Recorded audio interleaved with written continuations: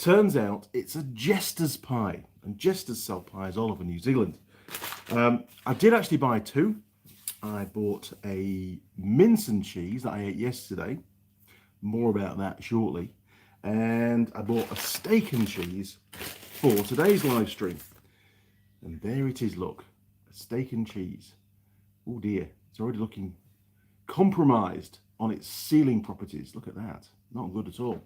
Okay, well, we'll get round to putting that in the pie warmer shortly. And then we'll find out if it's any better, don't read between the lines, any better than the mince and cheese that I had yesterday. Right, so let me just get set up, crew. It won't be a second. It's actually pretty cold down in the workshop today. Dum, dum, dum, dum. Oh, there we are, look, right. We are on. Let's see who's in the workshop. Going adverts. We've got heaps of people in the workshop. Right, we have, just rewinding, Alan Cook. Good morning, Alan. Hope you're okay, matey. Welcome back to the workshop. Roger Heaps. Good morning, Andy and all. Good morning, Roger. Pete. Hi, Andy and crew. Glad you have a stream today. I always try to do a live stream on a Sunday. We've managed it for just over a year and only missed one Sunday. That's because I was away at the time doing the Brass Monkey. Simon Roll. Good morning, Simon. Welcome back, matey.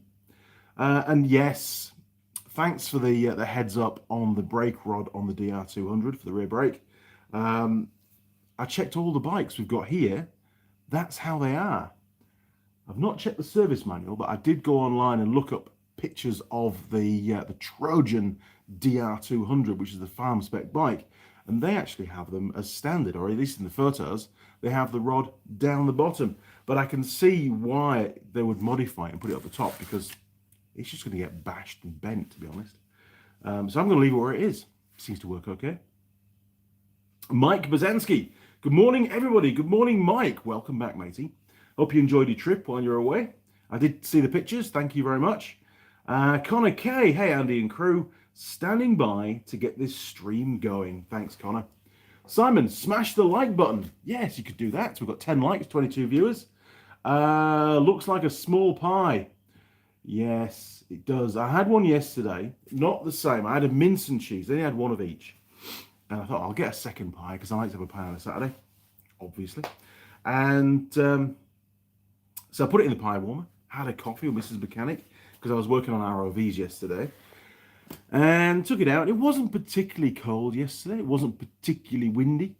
Finished my cigarette, started the pie, and it was cold. It had been in for 20 minutes, and it had already gone cold.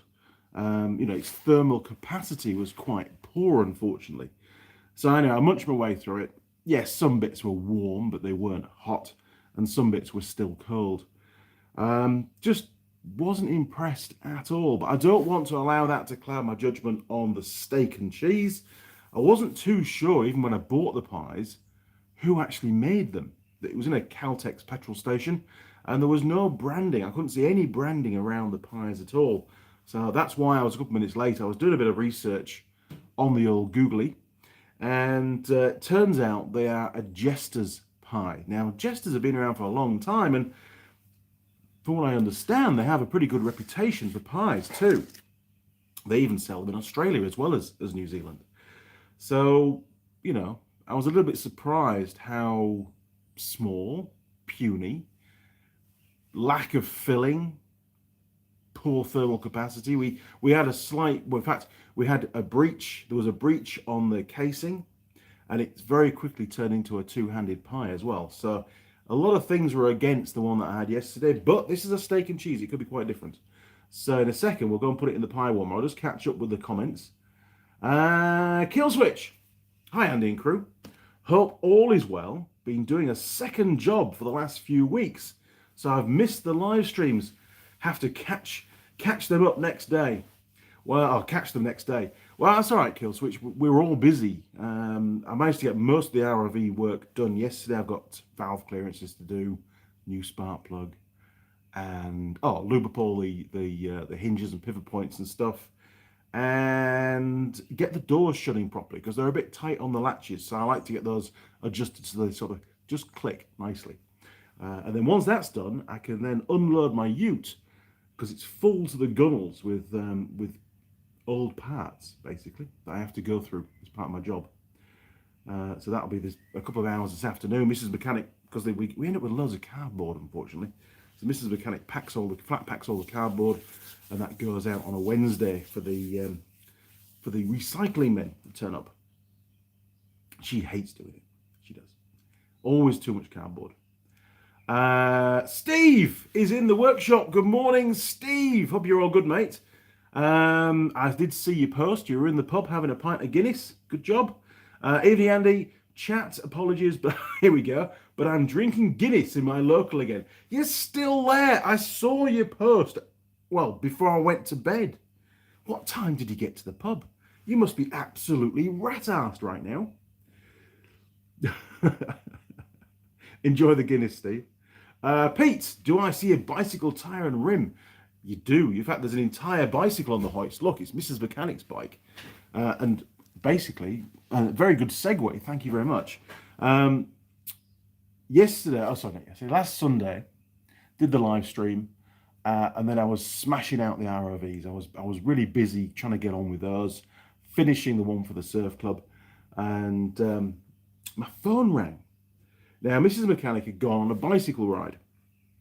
She likes that kind of stuff. And there's some really good bicycle trails in the area, so she can ride from home straight onto, one of probably 3 different trails. And so I ignored my phone. I thought, nah, I'm busy, leave me alone. I wasn't in a very good mood, to be honest. I don't know why. And then I got texts and Facebook messages and all sorts of stuff started bombarding through. So I thought, I gave in. I thought, right, okay, we'll have a look. And it turned out she'd got a puncture on her front tyre.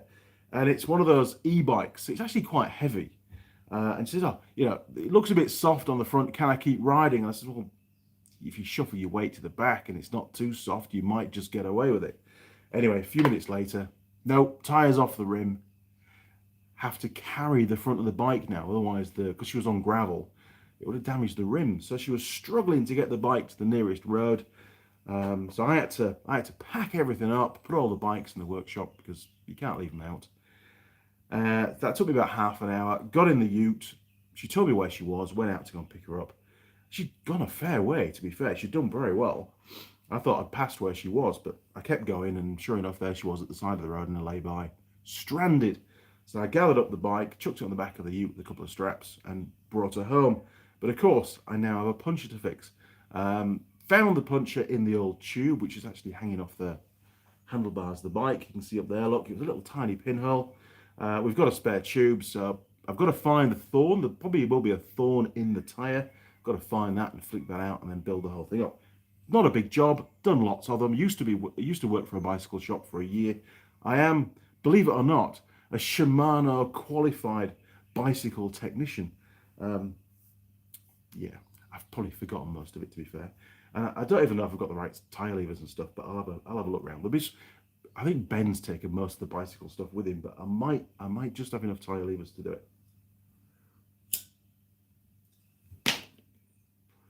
Right, who's next? Good segue though, thank you for that. So anyway, we got her back and she was very happy, but of course it was too late in the day to bring everything back out of the workshop and carry on. I just finished a bit early and watched a movie. That was it. That was the end of the day, unfortunately. John Dwyer, morning Andy, hope you're well. Good morning, John. I'm all right. I'm a bit tired. I've been doing lots of sleeping recently. I don't know, I fell asleep watching a movie, watching a series called Clarice on, what's it on? TVNZ, I think it is. It's pretty good, actually. It's sort of a spin-off from Silence of the Lambs, the movies, or that sort of epic series of movies. It's very good. But I've missed an episode, so I woke up and it had like 5 minutes to go, and I thought, that's it, game over, bedtime. Jim K. Good morning, Jim K. Hope you're all good, matey. Doctor of Computers. Hello, good buddy. I sent you an email regarding the computer. You did, and it still doesn't turn on. It doesn't do anything. I've tried different chargers, tried all sorts. It is dead, unfortunately. Not happy. So I've got to buy Mrs. Mechanic a new laptop now. But that's going to have to wait for a little bit. because I just bought a tractor. So she'll have to wait. I gave her one of my old laptops, so maybe she can bring that alive and put up with that for a bit. But thanks for sending the email through. Do appreciate it. Machine NZ, morning Andy. How's the Kubota? The Kubota's parked in the garden. Haven't been anywhere near it the last couple of days. It's still there, which is a nice thing. But yeah, that's it really. It's parked. I haven't got time to do anything with it at the moment. And Ben's lathe is still on the workbench, and I still haven't had a chance to pull the bearings out to get the bearings ordered. It's not good, is it? It's not good at all.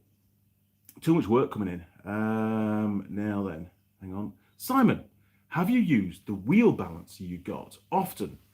Been looking for feedback on one, was looking for some feedback, and then versus a dynamic one. I actually haven't. It's over there. It's under the press. It's waiting for me to do Alan's tyres on his CB750. The video of balancing the front wheel is already on my bit of cardboard to do the video. Again, haven't had time. I'm getting pulled away too much. And I'm away in the South Island for 3 weeks, starting Monday the 23rd of August, which is not too far away. And I won't get back until about the 10th of September. It is only a tentative schedule. I've not set anything in stone yet, but it does take a while to get around the South Island. So again, projects will be on hold. It's a bit of a nightmare. But saying that, the weekend prior, in fact, it is the weekend prior, 21st, 22nd, I'm filming with Holly.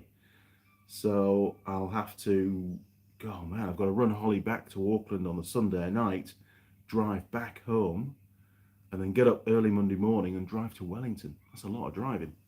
That's probably just over 1,000 k's between, I don't know, in less than 24 hours again. It's not easy. So I'll let you know, Simon. In fact, there will be a video on using it for sure. Steve, not drunk, mate. They make me strong in the north. Good stuff. You've built up a tolerance, and that takes some dedication to do. Well done, Steve.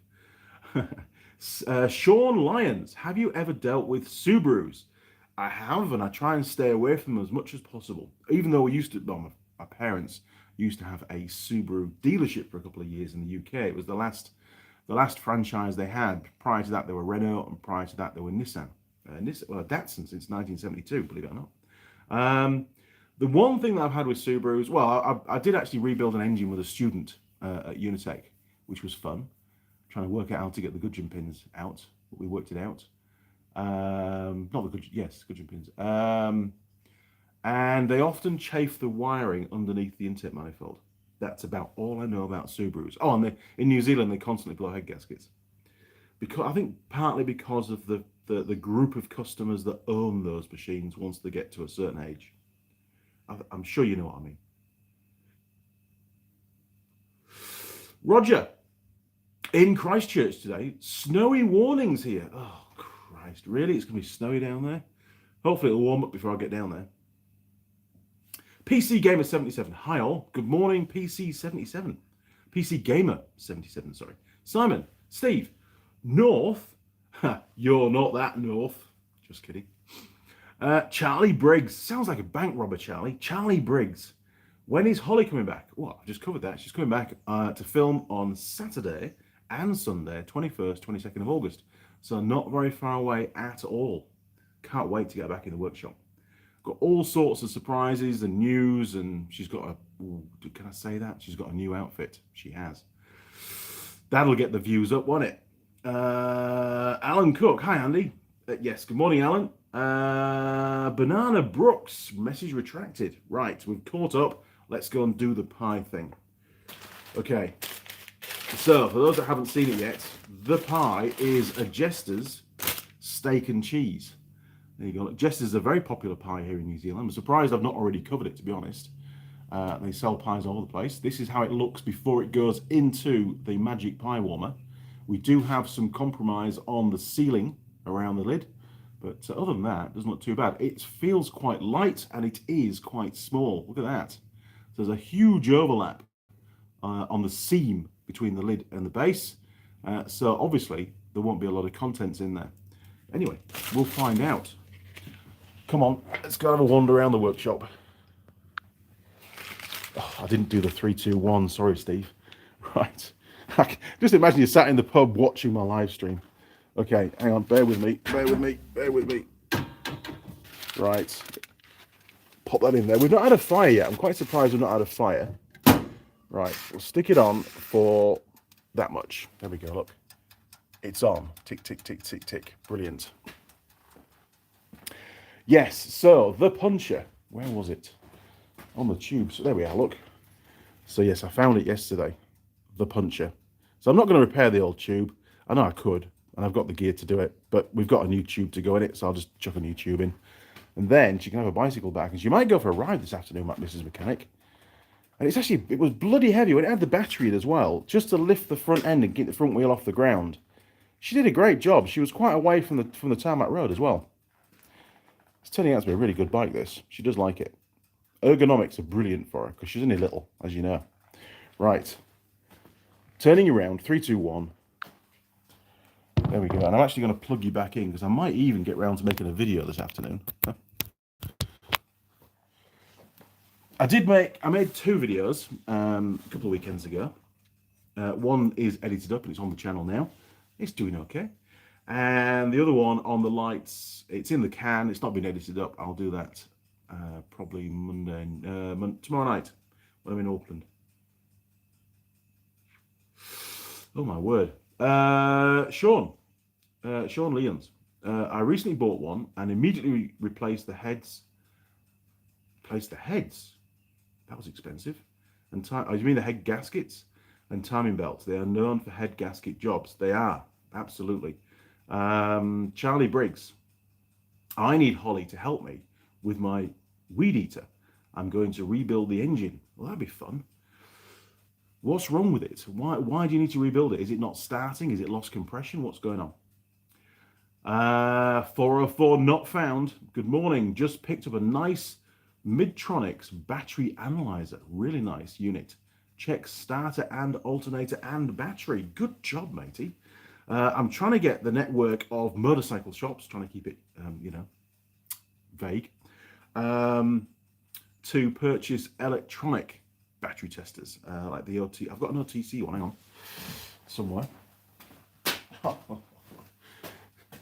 You want to come with me, don't you? Hang on then, hang on, bear with me. Right, let's go and find it. It's in one of these drawers. Is that it? That might be it. Hang on. It might be it. It looks a bit of a big bag. One-handed. Yes, that's it. Bloody good. Right. Hang on then. Hang on. We'll get there. Very disorganized this morning. Sorry. So, yes. Often get requests for replacement batteries. Well, not often, but sometimes get requests for replacement batteries. So I've asked for the motorcycle shop to test the battery when the bike first arrives. So, when they do the PDI, charge the battery up and do a test. Because sometimes the bikes might have been in stock for a while, and the battery might have sulfated and got old and won't take a charge, or doesn't have the capacity that it should do. So I have one of these. I'm sure you've all seen one of these. It's a OTC SPX, and it tells you, which is really useful. There's the model code there. I think I've probably shown you this at some point before. Made in the USA, made by Projector, or brought in by. In fact, it looks like it's brought in by Projector actually, because they've got like an overlaid sticker over the top of it, and it tells you the CCA of the battery at the time of testing. So if it's below what the rated CCA is for that battery, then I agree to put a new one in for them. Because it's only fair, because the customer buys a brand new vehicle, they expect the battery to be up to specification. So that's the one that I use. I don't use it that often, to be honest, but I do use it now and again. George Bonnie 90. Hello, everybody. Good morning, George. We've got 33 viewers and 18 likes. Thank you. 404 not found. Big clap. There you go, look. Pete, it's bite-sized, the pie is. Yes, it's pretty small. Petrolhead77, hi all. Good morning, Petrolhead77. Welcome to the Andy Mechanic Workshop. Simon, have you de-restricted the pedal bike yet? No, it's fast enough for Mrs. Mechanic. Ben does know some secret special stuff. He's done a lot of training with Shimano, and he sort of knows his way around those electric motors and the programming of them. And no, he's decided it would be a bad idea.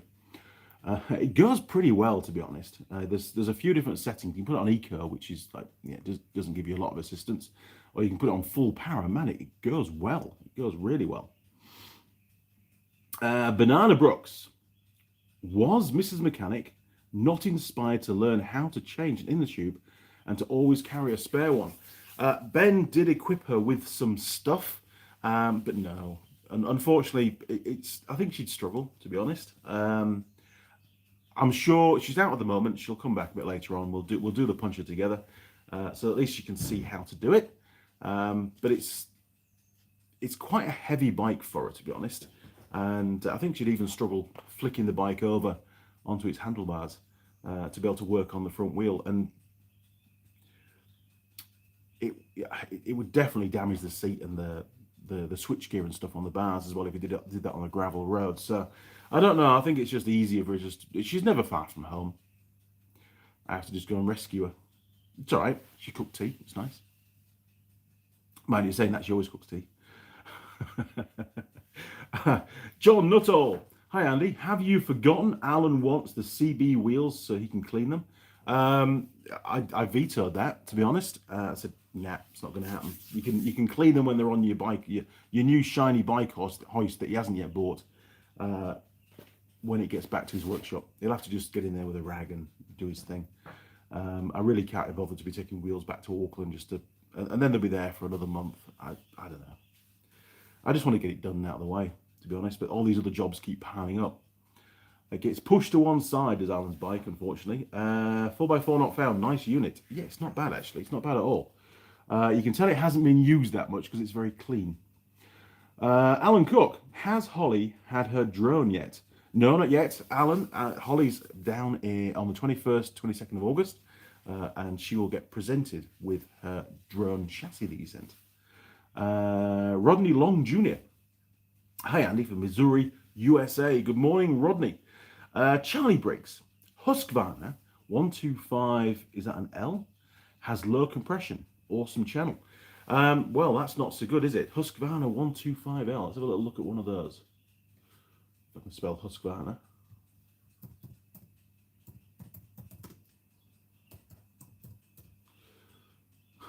Well done, Google. You spelt it right for me. Right. Images. Oh, there we are. Look. Nice. Okay, well, I haven't pulled one of those apart. I've got one up in the rafters. It's not that model, I don't think. Let's go and have a look at mine. I don't know what model it is. In fact, I'm not even sure if we can even see the model from down here. This is mine. Oh, it's a Husqvarna Professional, obviously, you know. Can you see the model up there if I do that? I don't know if I can see that or not.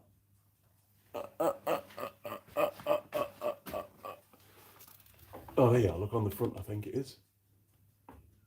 Whatever that is. If I'm really quick and go back to the live stream, I'll be able to read it, won't I? Look at that. Oh, I wasn't quick enough. You guys can tell me what model it is. Well, you saw it anyway. Doesn't matter. But no, it seems to work really, really, really, really well. We got quite a powerful one because we've got bamboo to destroy. It does a great job doing that. Oh, right. Where are we at? Low compression. Yeah, you're going to have to pull it apart, matey. Find out what's going on. Alan Cook, I put motors with it. Really? Oh, mate, good job. 535RX. Cheers, Alan. Appreciate that. So, yeah, it's quite a beast. It is, and you get a full harness and stuff because it's probably heavier than the smaller ones, obviously. But no, you can use it all day long. It's great, and it just chomps its way through stuff. Now, How's the pie doing? Oh, we've got loads to go. Yeah, I'm getting really hungry.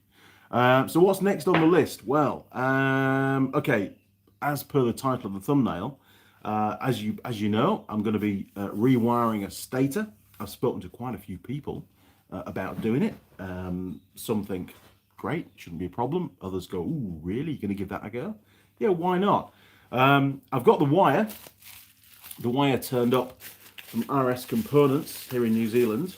Well, the company RS Components is in New Zealand. The wire didn't. It came from abroad, I think. Well, there we go.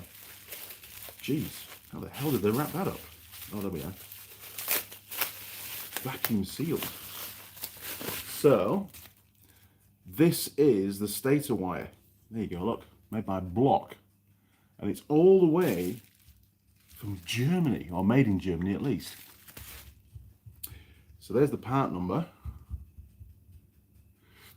And it's the varnish coated wire. It's what you need. This is 0.85, I think. Yes, 0.85 millimeters. And I think the one on the stator measured at 0.87. So it's the nearest I could get.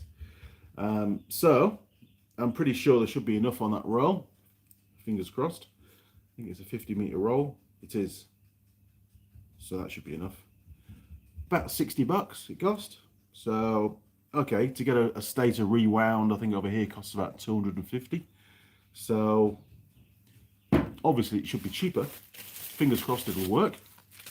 But the unicorn of this job is the Isonel 31. That's a very specific lacquer that you use when you finish doing the rewind. You've got to coat everything in this lacquer. It sort of bonds all the wires together, stops things vibrating, because if you don't, then they can fail pretty quick.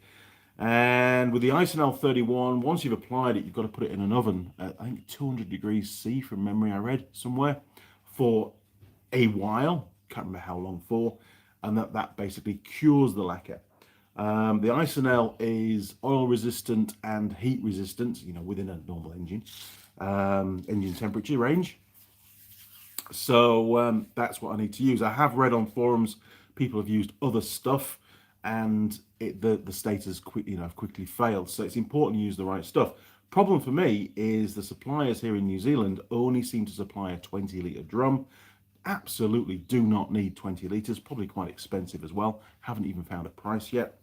So I'm still looking around for a 1 litre or even a half-litre tub is all I need.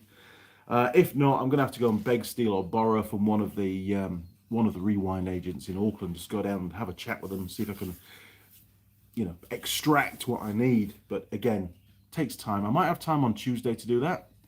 I'll do a bit of research on Monday once I get to Auckland and see if I can line something up for collection Tuesday. Because I really want to get that stator rewound so I can get it put back in the bike. Then the bike will then run, and it's one less thing to push in and out of the workshop every day. Plus, Mrs. Mechanic can use it around the garden. She'll love that. It'll be great fun.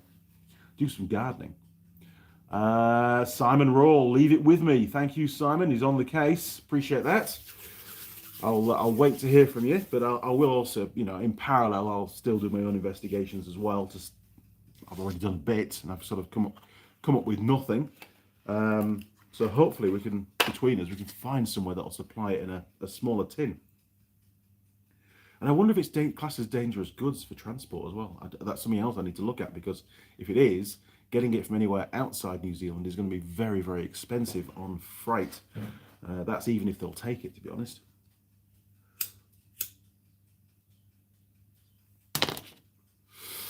The problems we have these days is unbelievable. So that's where we are with the stator. Things are still rumbling on the background. It has to happen. I'm looking forward to doing it, and then once it's on the bike, we can get the scope connected and we can actually see it performing and see if I've done a good job or a mediocre job or a crappy job, to be honest. We'll do a bit of testing on it. We'll check charging rate and stuff as well. I have no knowledge of the history of that bike. I know the stator's currently burnt out. Did it take the reg rectifier out with it? I don't know. We will find out. So next job, I'm just about to finish a customer's ROV. It's not a surf club one, actually. It's the guy, I think he does tree planting or something as a job. Joe is his name. I won't give you his second name, but his first name's Joe. and it's pretty new machine, just coming for its first service. And I'm not kidding. And some of the motorcycle shops that I speak to complain about the amount of mud that these ROVs gather up. I had to remove all the floor of the vehicle because it was absolutely packed with clay. All under the floor, between the floor and the skid plate, which is welded to the chassis. Absolutely packed with mud around the diffs, front and rear. And you can't service a vehicle like that. So I pulled all the panels off, and Mrs. Mechanic spent about 2.5 hours washing the mud off. Got the vast majority of it off. I did the service, and then I spent another 1.5 hours yesterday trying to get the rest of the mud off it as well. Absolute pain. Probably between me and Mrs. Mechanic, we spent as much time cleaning the machine as I actually have doing the service, which is just beyond the joke, to be honest. I'm so grateful that the Surf Club units only operate on sand, and I just don't have to wash them. The sand just dries out and just falls off. It's great.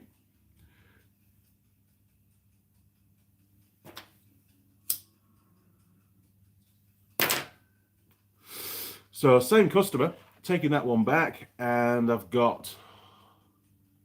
to have to do 2 runs to Auckland. He's got a Suzuki, I think it's a V-twin 500cc quad that needs some repairs and servicing, and he's also got a road bike. I won't say which road bike it is, but he's got a road bike, one that I work with. Recently did an oil change on one actually for work, so I've got to do one for him as well, do his bike. I think it's a 10,000k service from memory. So I've got that to do as well before I go to the South Island. Man, it's going to be really, really busy. It is. I've got to get those 2 bikes back to him. Although, saying that, if the quad requires some specialist parts to do the repair, I know there's a problem with one of the front headlights. Those parts might have to go, might be delayed parts supply. And then, of course, I can't get it back to him until I get back from the South Island. So that would give me a get out of jail free card, not to have it finished before I go, but it would be nice to have it gone because storing it is going to be a nightmare. There's not a lot of spare room in the workshop when all the bikes are in. Problems, I need a bigger shed, which is going to happen. It is. Been discussing plans with Mrs. Mechanic. Also, in addition to all of that, the new ROVs for the surf clubs are starting to filter through now. And I've got the underseating to do on all of those. Honestly, I think I just need to give up sleeping at this point in time.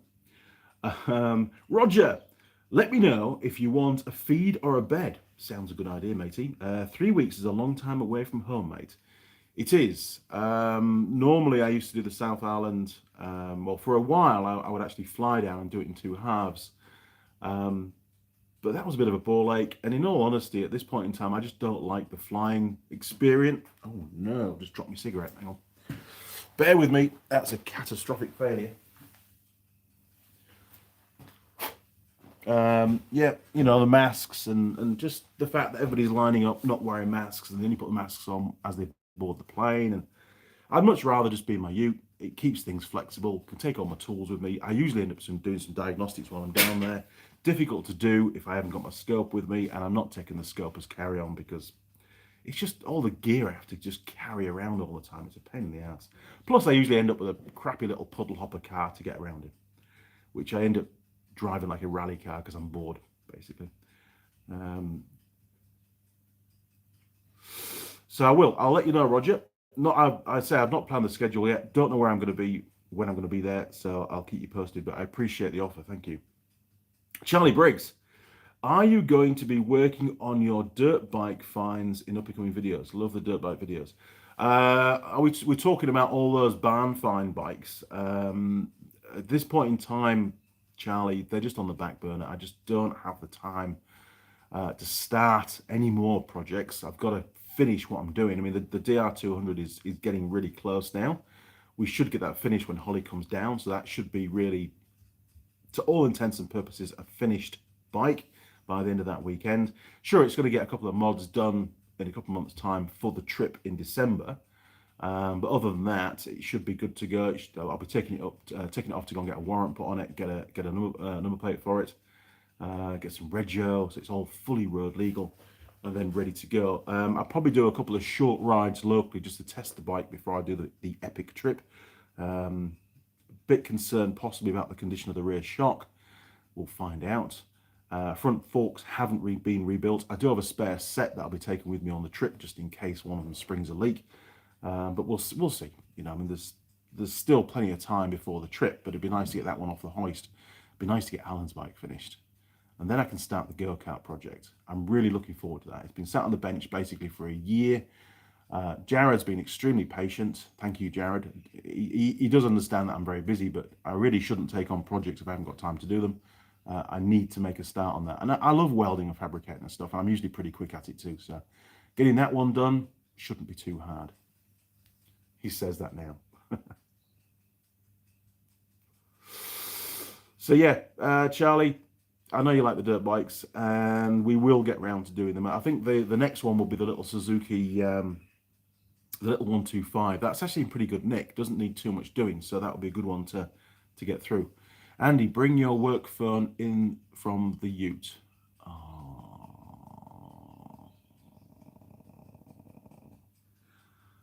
I've got to go outside. All right, well, the pie's got another minute. How can I do this on a live stream? I'm going to be gone for about 2 minutes. Sorry, crew. Amuse yourselves. Think of some questions. How's that? I'm back in a second. Jeez.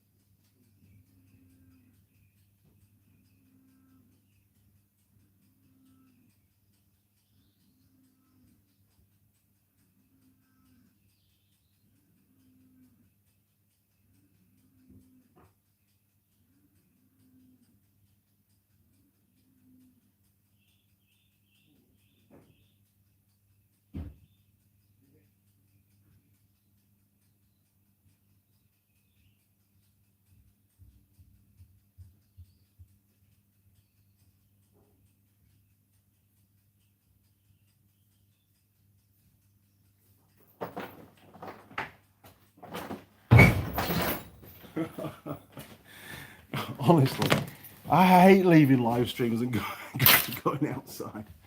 That's terrible. All right, Jim, I have the work phone. You can welcome to give me a call. I'll turn it off silent. Oh yeah. Oh, Jim, I do leave my work phone in my ute for a reason on a weekend. Michael D, hello Andy, fist pump. Good morning, Michael. Good job, mate. Jim K, well you sing, have the right, anyway, didn't have to. I sent you an email, Alan, hang on then. I heard the pie go ping, that'd be good. Bear with me, people, I've got an email.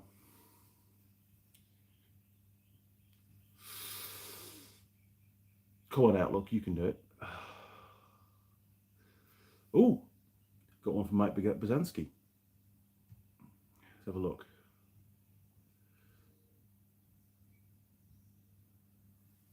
Oh my word. Deer hunting. Or deer stalking, I think he calls it. Yes. Oh no. No, sorry. A coyote stalking a deer in his backyard today. Look at this. Pretty cool. Look at that. He's obviously very hungry. The deer's like, what the hell? This isn't a good thing.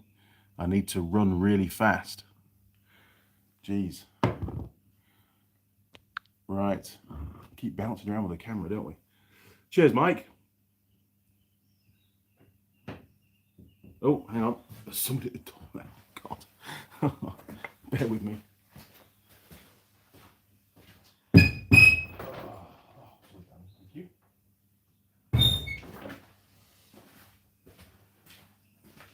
Right, so we've got a nice hot coffee to go with the pie. This will be good. Dum dum dum. Right, let's go and get that pie. Hang on. Go and get the pie. Need the pie. Did it catch fire? It didn't catch fire. Look at that. Bloody good. Shut the door, keep the rats out. There we go. Right, we'll give it a minute just to stand, as we should. Oakley dokley. We're getting there, slowly but surely. So, Alan, you sent me an email, but I don't see it. When did you send the email? Is it in the junk? It is. It is. Sorry, Alan, you've been put in the junk folder. I found this for Holly. Ooh, let's have a look. What did you find? Loading, loading, loading. Flytech. Drone flight controller, £16.99 in stock. Cool. Look at that.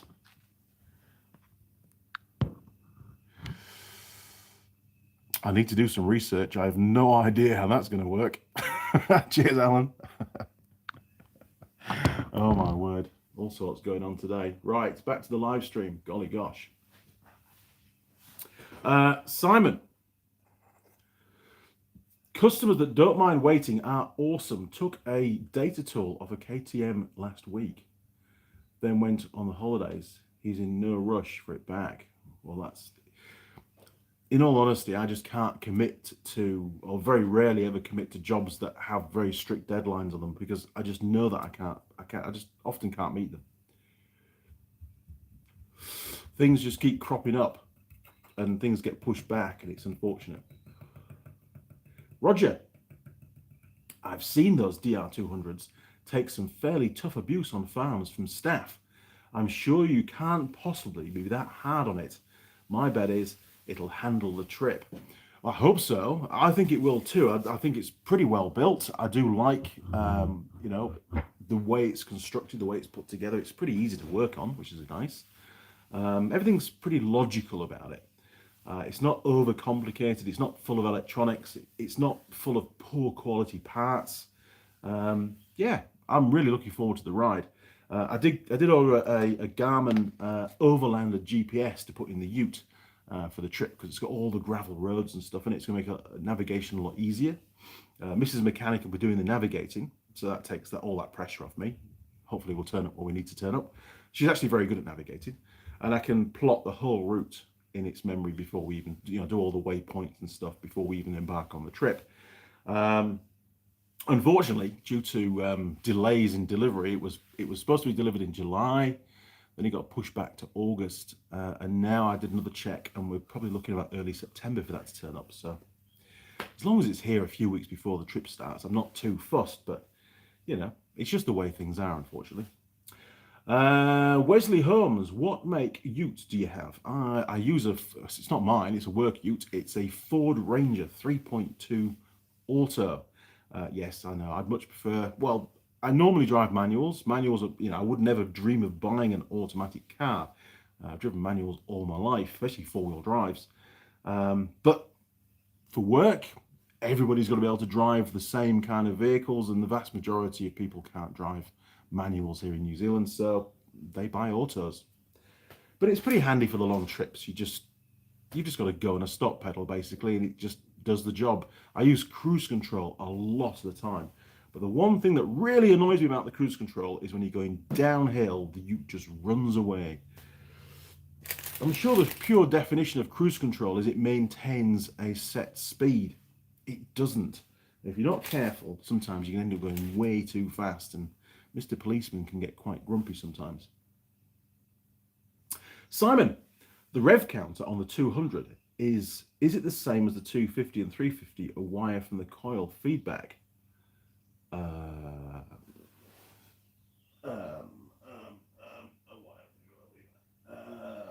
have to check. I think it is. Hang on, has it even got a rev count?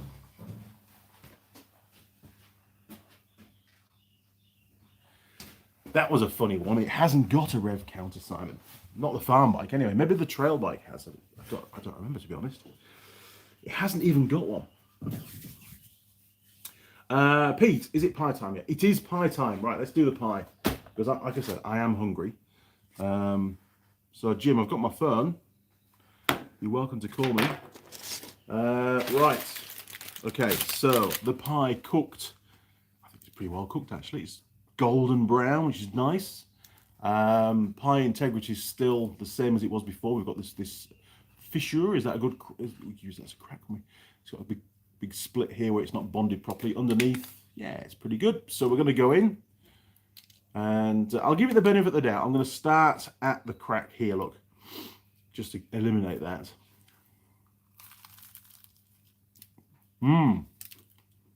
That's a lot warmer. That's good. Those extra few minutes made all the difference. Oh, we have got some pretty serious lid lift going on here, though, which is affecting its structure. Contents look pretty good, actually. Look at the lumps of meat there.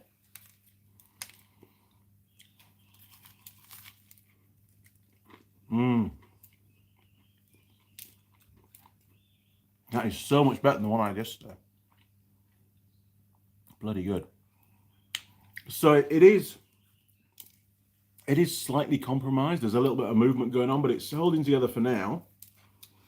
As regards taste stroke flavour, actually really good. The pastry is not too undercooked. It's just nice. It's not over flaky. We've not got tons of flakes on the workbench, but it's crispy. It's nice. It is nice. So flavour contents. I'm going to give that a 9. I like that. I actually like that a lot. Structure falling partners. Well, it's a bit early to tell yet. Things are not looking great. Obviously, we've seen much better. But we'll see how it hangs in there. The one advantage it's got, I suppose, with regards to structure is it's only quite a small pie, so it's going to get eaten pretty quickly. So it has less time to fall apart. So I'm going to give that, what do you reckon, a 6? I think a 6 at this point in time. It could get worse. I mean that failure at the top, just getting technical here, it's not all the way through. Can you see there's still some pastry on top? It's sort of within its own, it's within the lid as opposed to the whole lid falling off. So it's hanging in there. So we'll give it I think we should give it a 6 for now. That may change. Runnability, good test now. 45-degree angle. Ooh, I don't want to lose my pie. Right, that's about 45 degrees. No, that's about 45 degrees. There we go, look. Is it holding? I think it's holding. It is. That's pretty good, actually. Okay.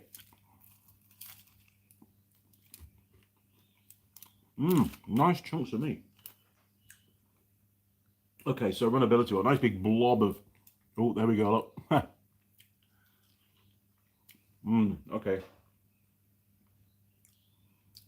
Still pretty good.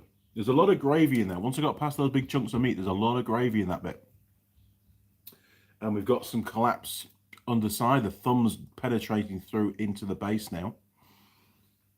Okay, runnability. We've had a lot worse. Had a lot worse. Let's give it a 6. I think a 6. Now, meat quality. Well, the first few bites were some nice big chunks of meat, but we have hit a sort of a pool of gravy in there. That's just gravy. That's all gravy. That's all gravy. Well, the meat that was in there was actually really tasty. It was good quality. There was no gristle. I'll give that an 8 for now. Now, pie to crust ratio. This is an important one. The actual vessel, the volume area for the contents is actually quite small in comparison to the pie. And it's a bit deceiving because when you see them in the pie cabinet, you see that.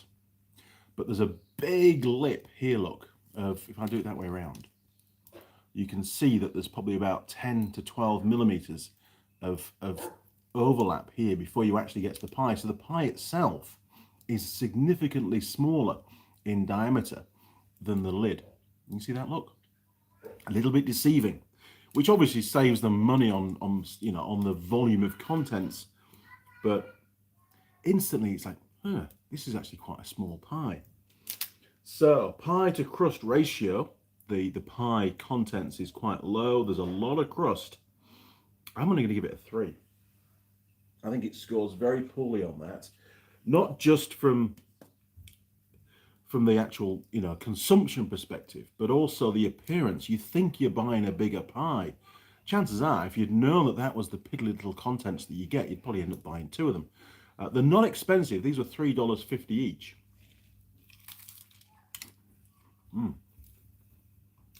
Now, availability. Jester's pies.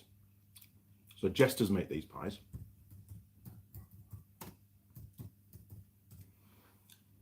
Jester's pies. There we go. Right. Just putting the pie aside for a second, we'll have a little look. 3, 2, 1, here we go. Right, if I turn you down a bit, I can do hands-free. Okay, working around the camera, locations, not been on the website before, been on the Caltex website. I want to see the map. Show me the map. Right. Oh, there we go. Look, standalone stores and Jesters at Caltex. So, oh, look at that.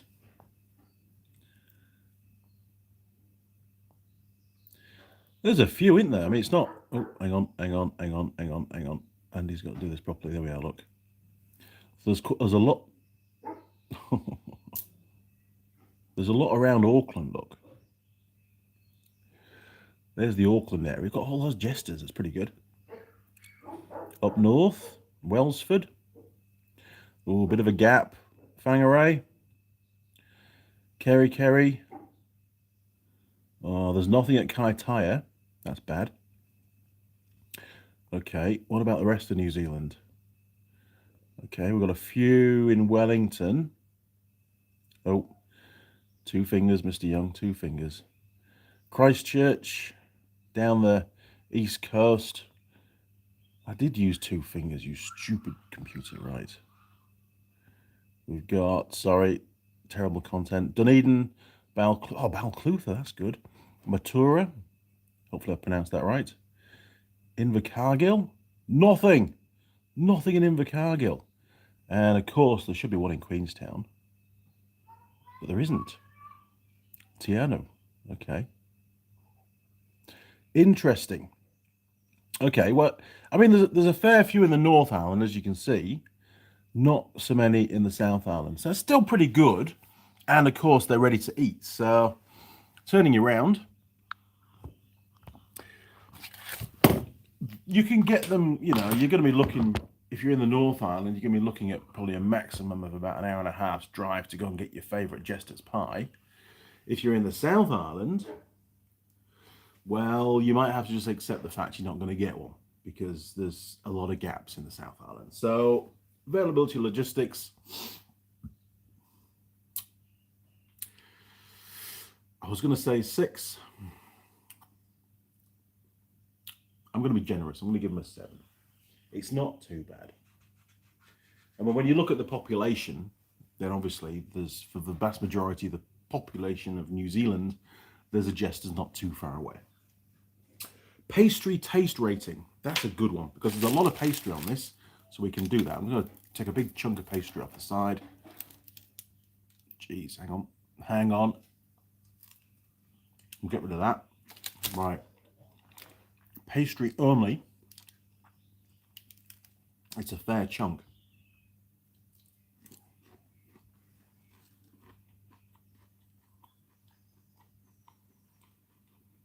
It's not bad. It's not gooey.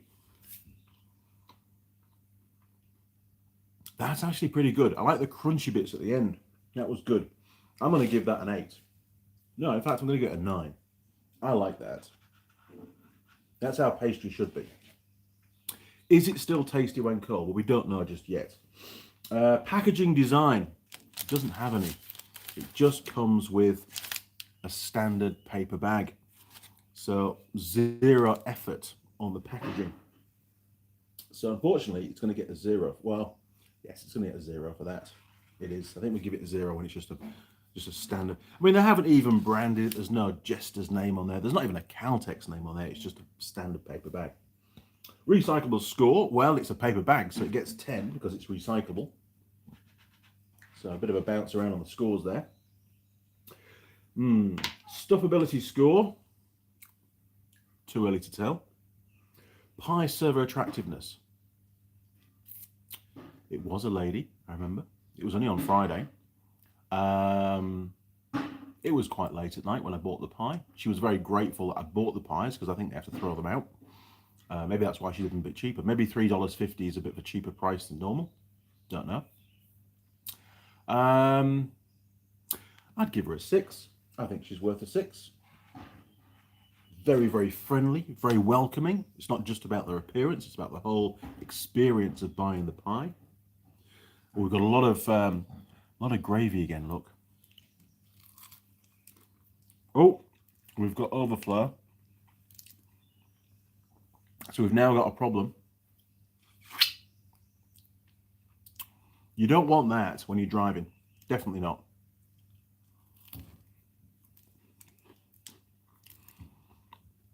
So I'm having to now manage the pie. 2 hands. Don't want any pie catastrophes. Okay, it is cooling down. There's a little bit of steam still coming off, but it's actually quite cool now. Just shows how cold it is in the workshop. Oh, back to the live stream. I could just sit here and talk to myself all day long, couldn't I, really? Right, we're going to finish this off now.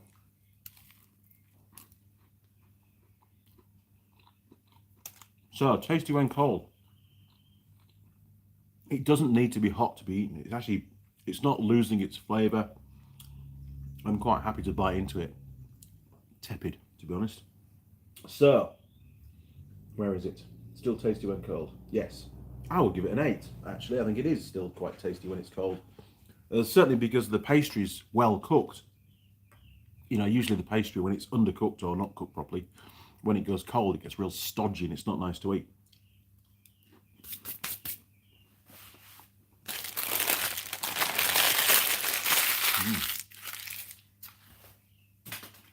In the bin. Right. So, it's all in. It's gone. The pie is over. Do I feel stuffed? Actually, I don't. I could eat another one of those quite happily. So,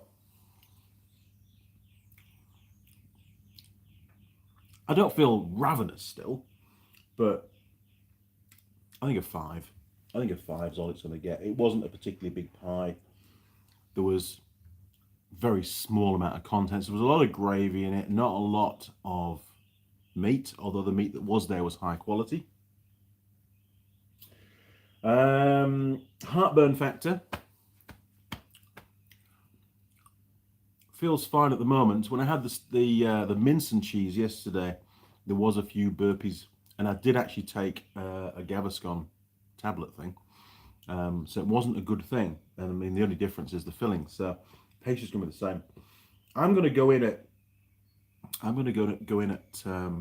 a 7 on that. I might change it later on. I just have a sneaky suspicion that I am gonna get a bit of a repeat going on at some point. I think that's all of them. So, just double checking, get rid of all the crumbs. We've got, this is the Jester's steak and cheese. We've got taste flavour, I gave it a 9. It was very, very tasty. The meat was good flavour, and of course the pastry as well, really, really good. Structure Foley Partners wasn't the best. It started off with a big crack around the lid. Gave it a 6. Runnability 6. Meat quality 8 because it was very tasty, but there wasn't actually a lot of meat. So maybe I'm going to bring that down. Yeah, I'm going to bring that down to a 7 actually, because there actually wasn't very much of it. Okay, pie crust ratio 3, very poor. Lots of pastry, very small volume of pie contents. Availability logistics 7. Yeah, there's a few places around. Pastry taste reading was very good, probably the highest we've seen so far, 9. Still tasty when cold, it was 8. Packaging, well, there wasn't any design there, 0. It started. Recyclable score got a 10 because it's a paper bag. Post pie heartburn, it's got a 7. It might come down to a 6 the way things are going. Stuffability was pretty poor, still hungry basically, 5. And the pie server attractiveness, she got a 6. Well done, lady. Good job. And she was very nice, very pleasant, very talkative, you know, especially late at night. But often petrol station workers, they just want to get to 10 o'clock, close and go home. She was still full of beans, which was nice. So I need to add this up. You can help me if you like. You can be my my verification team. Bring you back so you can see all of it. Okay, there we go. Look, right. Hang in there, tripod. So we've got, that's it. We've got 9, so that's 15, 21, 28, 31, 38, 47, 55, 55, 65, 72, 77, 83 it got. Tell me if my maths is wrong. I think I'm right.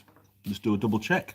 15, 21, 28, 31, 38, 47, 55, 55, 65, 72, 75, no, sorry, 77, geez, 77, add the 6, 83. God, honestly, it's like marking at Unitech. 83, right, we're going to get one of those sticky, one of those magnetic strips, don't we? Let's go and get a magnetic strip thing. Because, like, you know, I forgot this morning. I'm useless. So we'll go and get one of those. There's one, look. Right. Oh, there, right. Don't worry, those boots are not mine, by the way. They're Holly's. Or one of the tool girls, anyway. Okay, so back down again. Okay, pen. Right, jesters.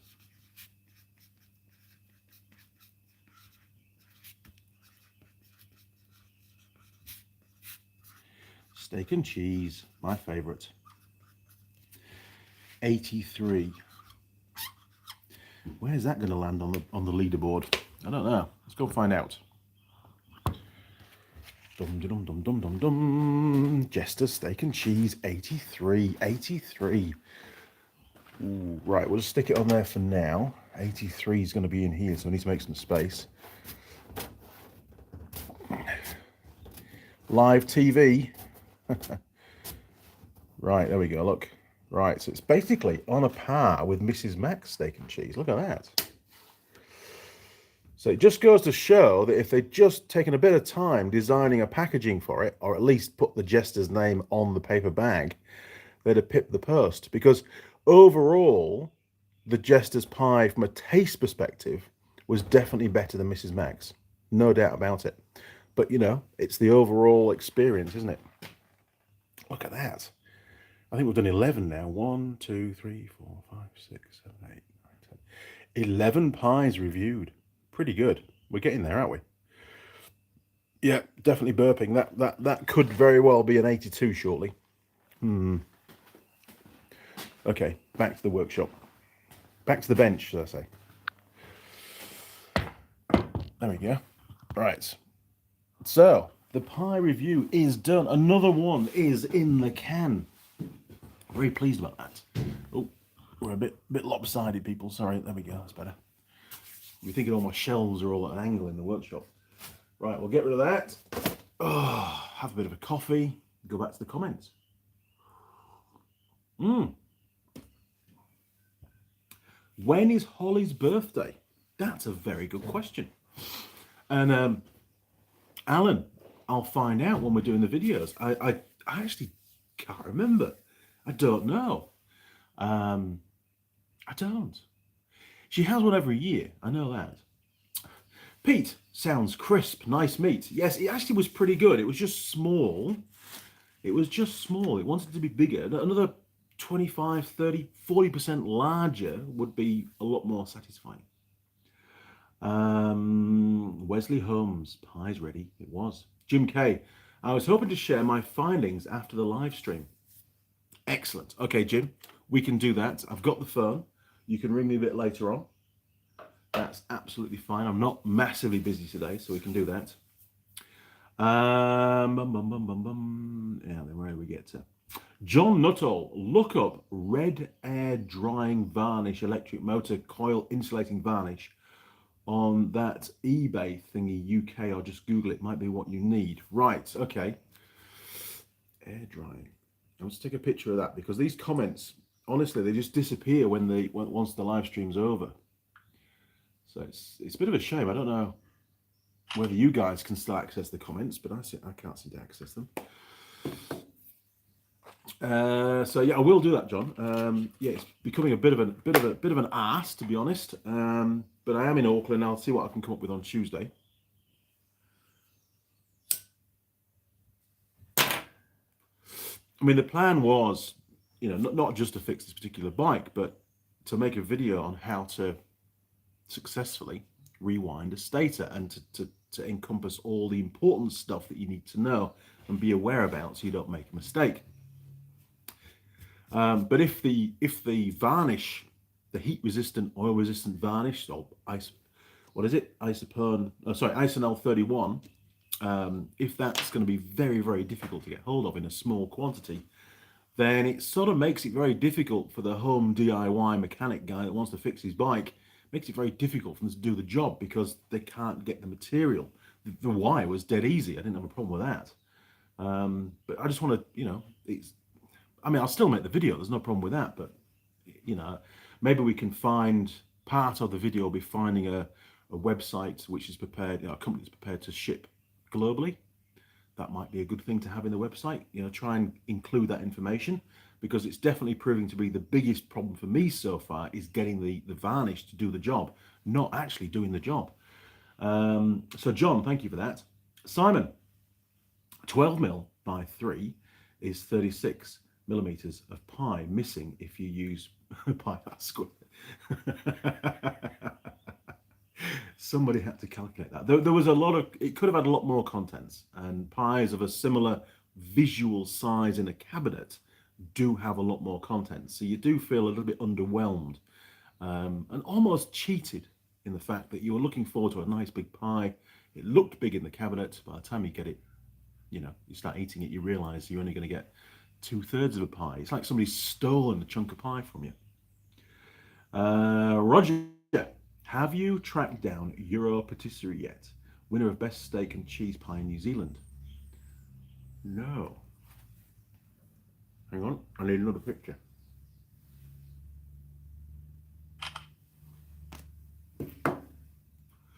I will. George Bonnie 90, great pie review, sir. Would you buy that pie again? I would, but I'd buy 2 of them. I'd have to do, because it wouldn't satisfy me with one of the pies. And I know, but then I'd feel a bit of a pig by eating 2 pies. And I usually eat the pie in the petrol station while I'm waiting for my coffee.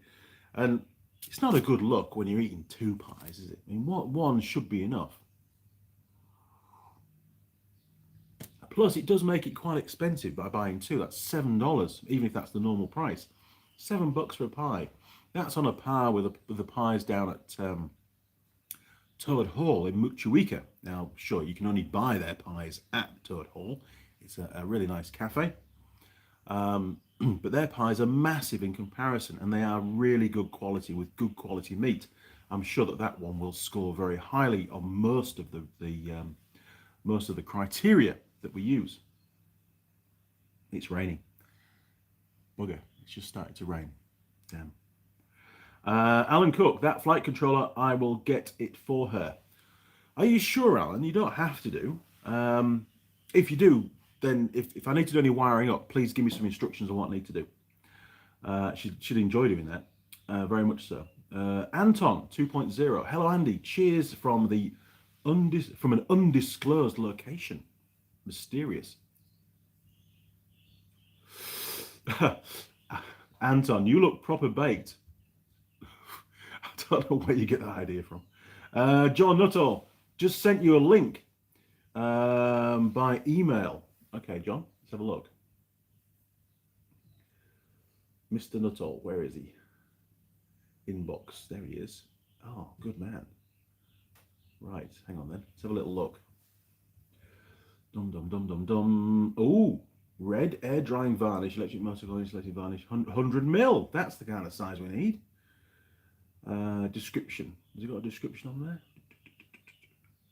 I'll have to do some more research, but that looks like it could be the one. And cheap. I like that. I like that a lot. I just need to make sure it's also oil resistant, because obviously the stator runs in oil, whereas a lot of electric motors don't. But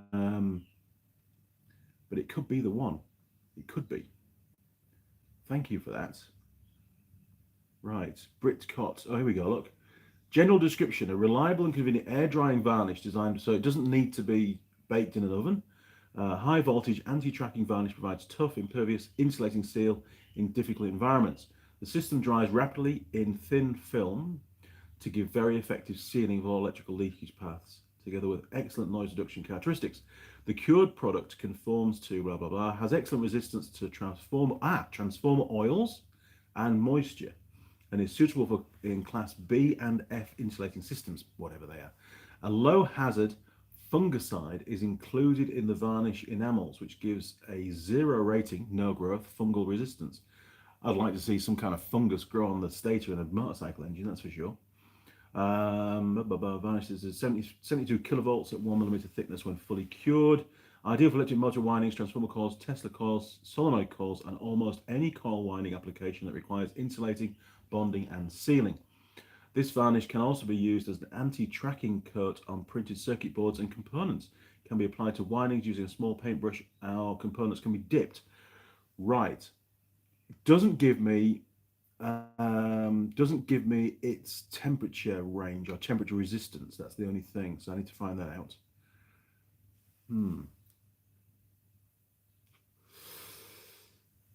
Supplied in a 125 milliliter bottle. That's wrong because it's a what is it? Oh, 100 mil. Yeah, that's okay. That's fair enough. Slight discrepancy. Right. Okay. I will email the guy and find out if it's going to be any good for status or not. If it is, you've found it. Well done. I can get that on order. But I will double check first. I want to make sure I'm using the right stuff. That's important. Otherwise, it will fail. No doubt. Where are we going now? Right. Choppers Rule 1. G'day, mate. How's it going? It's going really well. We might have solved the mystery of the insulating varnishy stuff for the stator. Possibly. I'll let you know.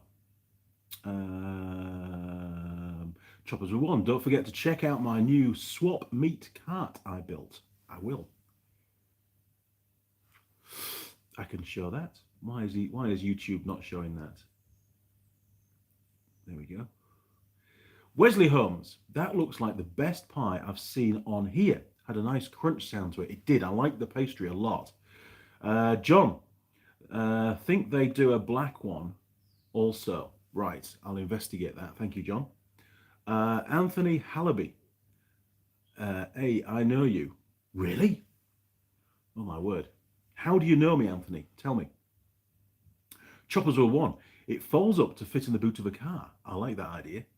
Alan Cook, I sent another email. Oh my word, another email. Hang on then, must be in the junk emails again. Alan Cook, you did. Ask Holly. Oh my word, where's this link going to take me to? I can't show this on camera. Have a look.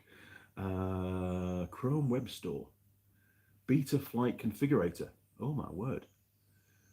Cross-platform configuration to a Beta Flight control system. Allows you to configure your aircraft via a GUI, whatever that is. GUI application and flight controller above open source. Wow. Hey, pretty cool. Thanks, Alan. Anton 2.0. I got that sticker you sent, Andy. Thanks for that. I'll send a pic of where I decide to put it soon. No problem, matey. Pleased you got it. Simon, transformer oil is more like diesel than engine oil. Old Peugeot diesels ran well on transformer oil. Oh no. Okay, so it might not be what we're looking for, but I'll have to send the email and find out. Anthony Hallaby, I like your videos. I subbed and liked. Well, thank you, Anthony. Appreciate that. We're doing really well. We're 69,300 and something or other now on subscribers. So we're well on the way to hitting the magic 70,000. One day we'll get to 100,000 subs and I'll get my little silver plaque from YouTube. I'm looking forward to that so much. It's going to be, well, it's going to verify all the hard work that I've put in over the years. Maybe not quite so much in the last year. I haven't made anywhere near as many videos in the last year, but just been crazy busy. Connor K, click the like. Yes, Connor, click the like, everybody. We've got 34 viewers and 28 likes, so 6 of you still to click the like.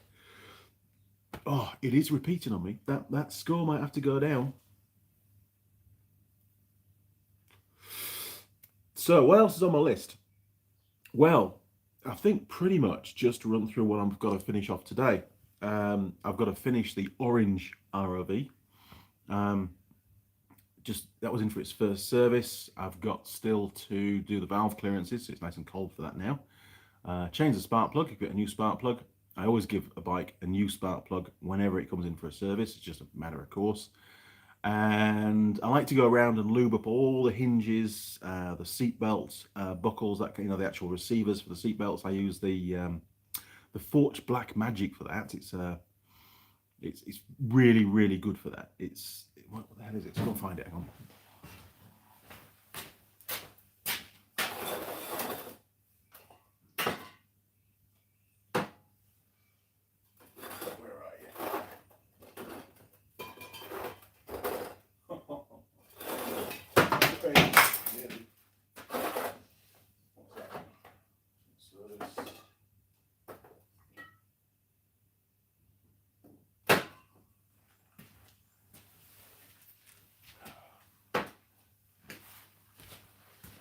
Now, it eludes me at the moment. It must be somewhere else. I've left it somewhere. I don't know where it is.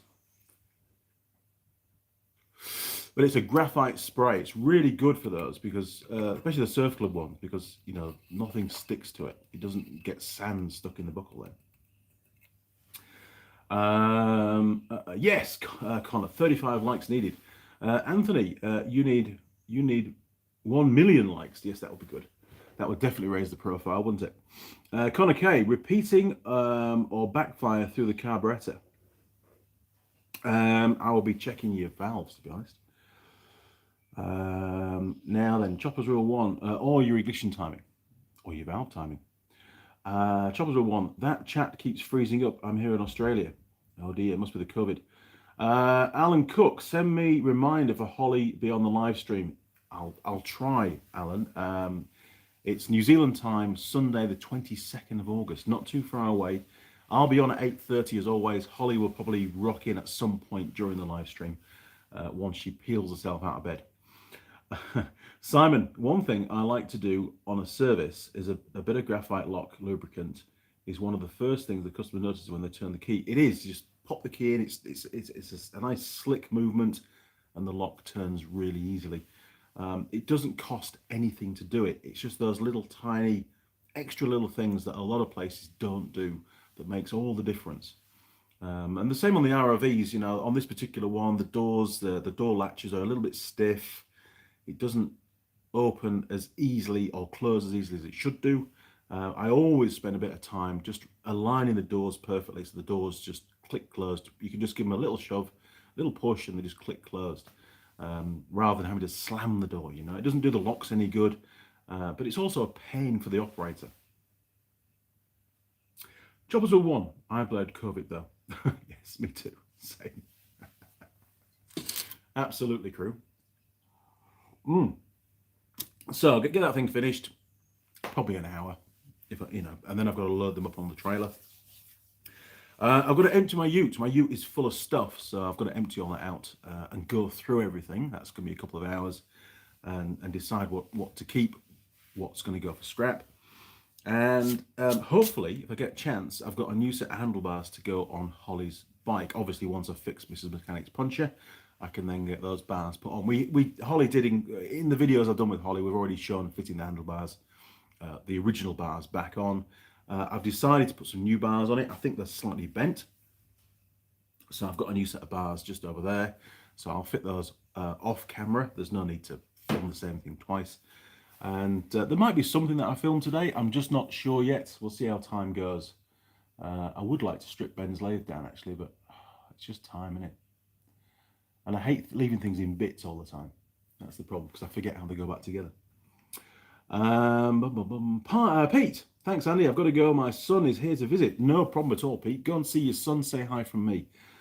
Thank you for being joining the live stream. Do appreciate it. Choppers Rule 1. Everyone else blames COVID for everything that doesn't work, lol. Well, I think it's becoming sort of the norm, isn't it, really? Now then, Anton, when is New Zealand going to be free of the Comic gun? Oh, you can't say that. You can't say that. Sorry, I can't have that on the channel. No, good job, YouTube, for hiding that one. But yeah, it is what it is. I can't comment on it. Okay, crew, we're an hour and 21 minutes in. I've gone through everything. Last few, I'll have one more cigarette. I've just got a bit of coffee to finish. If you've got any questions, now is the time. If you want to contribute towards to the live stream, if you haven't already, and then we'll sign off, and I'll go outside and face the weather.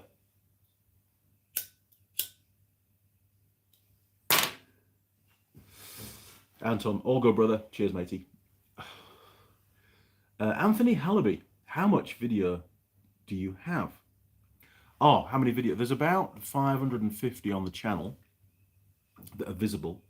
And there's about another 80 or 90 now, which I've made on a particular brand of motorcycle, ATV, ROV, which can't be shown on the channel yet. At some point in the future, they will get released. It might be once I retire in my current position, or whatever it's going to be, but there's lots and lots of videos out there that you haven't yet seen, and they're all secret.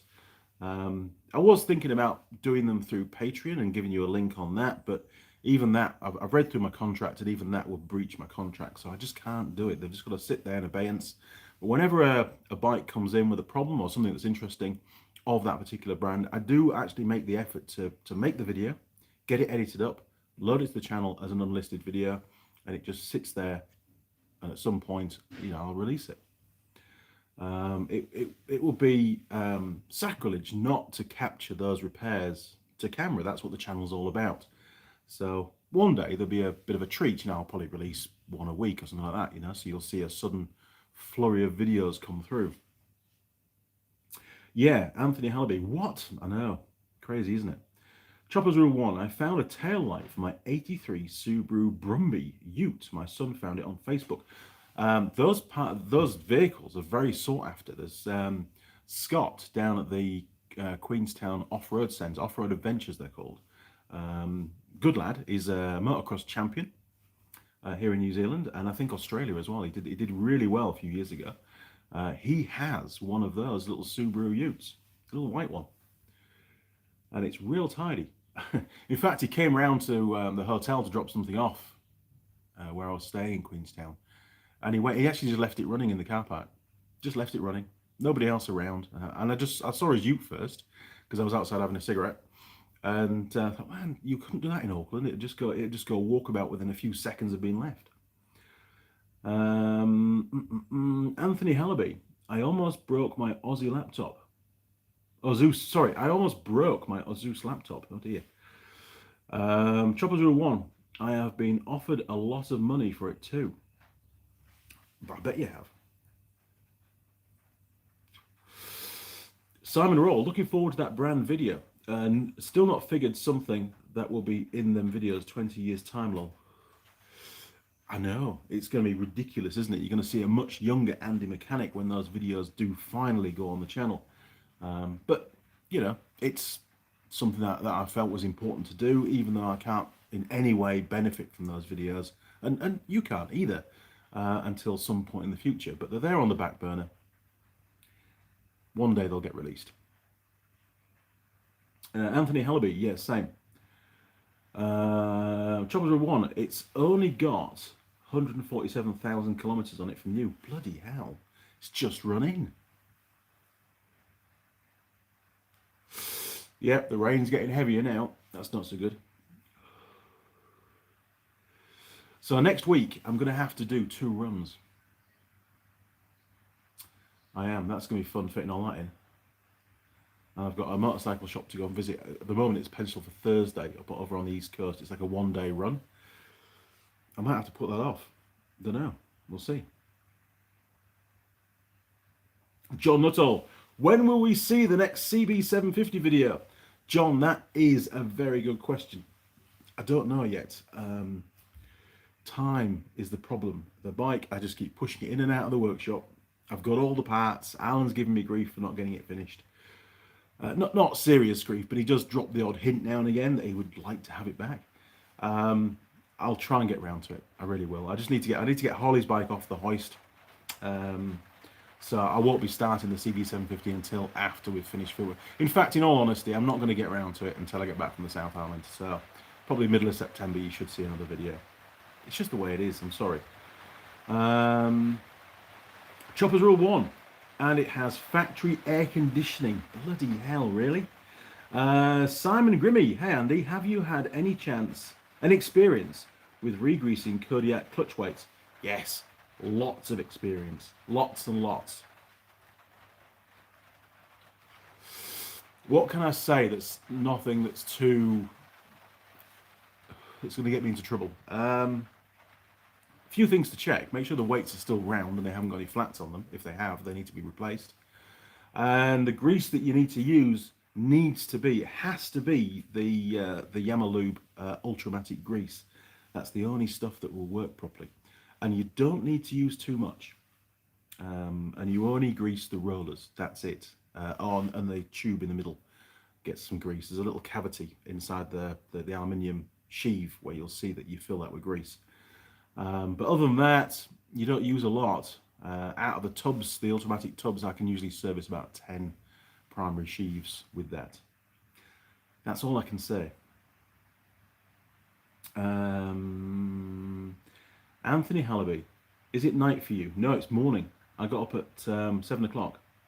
Choppers Rule 1. I will do a video of the Ute soon. Yes, please do, and flick me a link. It'd be good. I'd like to see that. John Nuttall, sounds like you hate Hondas. No, I don't hate Hondas at all. I don't hate Hondas. I'm looking forward to getting it done. But the other jobs that I have in, unfortunately, are more important. I'm against deadlines on many of them. And I need to get Holly's bike to a condition where we're ready for doing the filming in a couple of weeks' time. So, John, I don't hate Hondas at all. I actually have a Honda Postie bike. I don't hate them. Simon Grimmy, do have flats on them. New ones ordered. Good man. Finding the grease is a mission. It is hard to come by.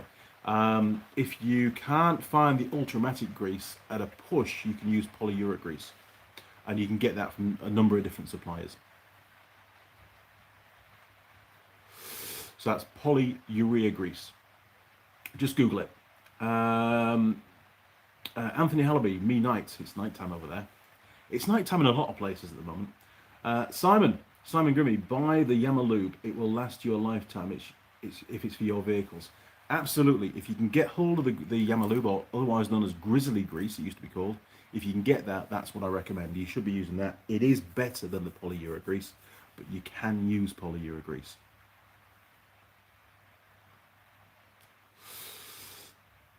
One thing I find with the polyuric grease though is it seems to be a lot runnier, and if you put too much in, it can bleed out and get on the drive belt, which causes slippage. So don't use much. Anthony Hallaby, WTH. What the hell is it? What the hell? Okay. Choppers Rule 1. It's 8 a.m. Sunday morning here in Australia. You guys are just getting out of bed. Bloody hell. Right, crew, I think we're about there. We're an hour and a half in. That's why I like to try and sign off the old live stream. Thank you very much for joining. Thanks for all your questions. We've answered all sorts of stuff today. Been very helpful. Alan Cook, thank you for all that stuff for Holly as well. You'll be able to talk to her directly on that live stream on the Sunday the 22nd, 8:30 a.m. She'll be here. Well, she'll be here during the live stream. She won't be here. I can guarantee she won't be here at 8:30 a.m. for sure. I'll be very surprised if she is. Simon Grimmy, keep the videos coming, invaluable, mate. Thank you, Simon. Appreciate that. Choppers Rule 1. Bye, Andy. Have a great day. Well, I will. I'll make damn sure I do, because next week's going to be a really busy week again. Okay, crew. Well, until next time, thanks for joining. I'll see you next time. Cheers. Over and out.